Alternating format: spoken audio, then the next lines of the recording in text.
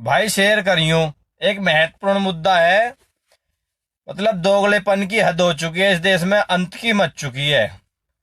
अब कहने को शब्द नहीं रहे कि इस देश में इतना दोगलापन छा चुका है।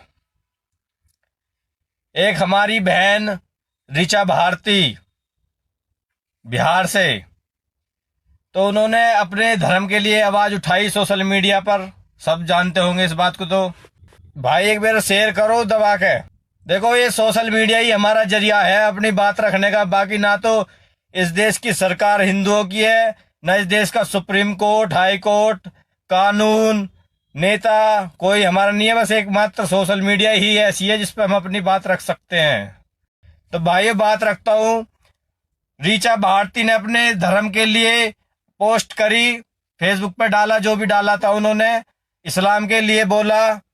तो कानून ने उन्हें जेल में डाल दिया। तो कोर्ट ने उन्हें जमानत इस शर्त पे जमानत दी कि तुम अगर 5 कुरान बांटोगे तो हम तुम्हें, इसलिए जमानत दी गई है कि 5 कुरान बांटो, शर्त रखी गई है, तब तुम्हें जमानत मिली है।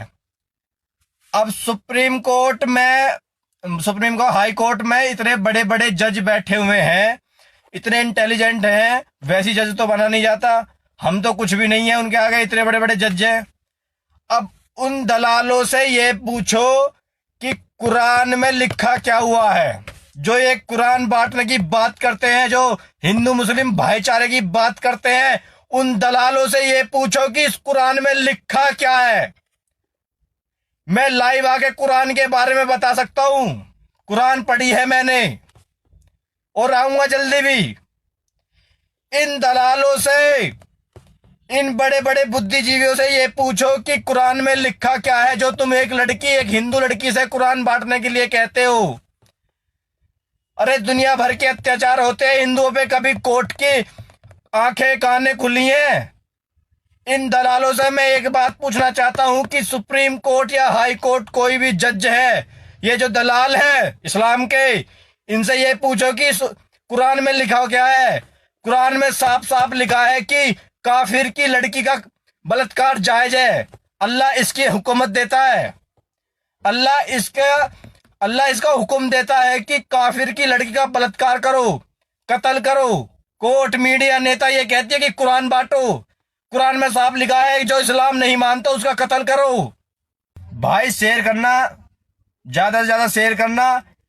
ये आज कुरान बांटने के लिए बोल रहे हैं दलाल, कल को ये इस्लाम कबूल करने के लिए बोलेंगे दलाल। अगर इनके ऊपर रहे ना तो ज्यादा दिन दूर नहीं है जो ये कह देंगे इस्लाम कबूल कर लो। शांति चाहते हो तो देश में भाईचारा चाहते हो तो इस्लाम कबूल कर लो, क्योंकि अल्लाह भी एक है, ईश्वर भी एक है।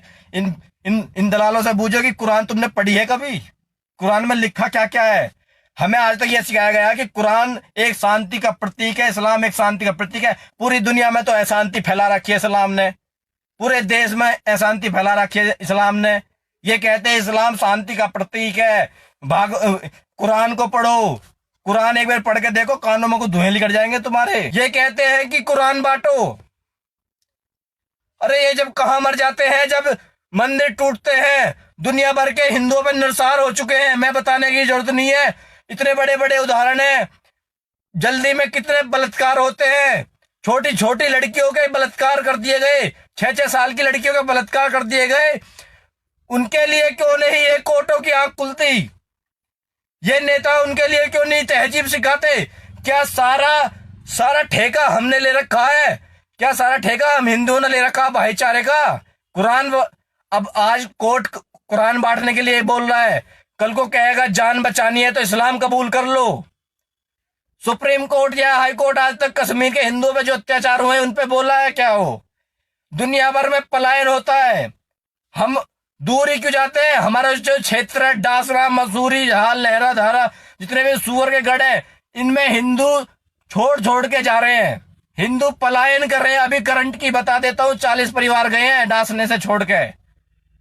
क्या ये नेता या ये प्रशासन या ये कोर्ट पोर्ट अब कोई हिंदू मुस्लिम की इंश्योरेंस से भी कहेंगे कि भागवत गीता बांट दो? कुरान में साफ लिखा हुआ है मेरे भाइयों, शेयर करो दबा के। भाई हद हो चुकी है। ये कोर्ट जो है दल्ले है, दल्ले। इन पे हिंदुओं पे हुए अत्याचार नहीं दिखते। ये दल्ले ये इसलिए क्यों नहीं बोलते कि देश में ये 12-12 बच्चे पैदा करके सरकारी सुविधाओं में पढ़ रहे हैं, जनसंख्या नियंत्रण कानून के लिए कोर्ट के मुंह क्यों नहीं खुलता? इनका दलाल पड़ा कहां चला जाता है? जो देश के लिए जरूरी है जनसंख्या नियंत्रण कानून, उनके लिए तो इनके पास समय नहीं है। सभी भाइयों को हर हर महादेव और शेयर करना भाई सब।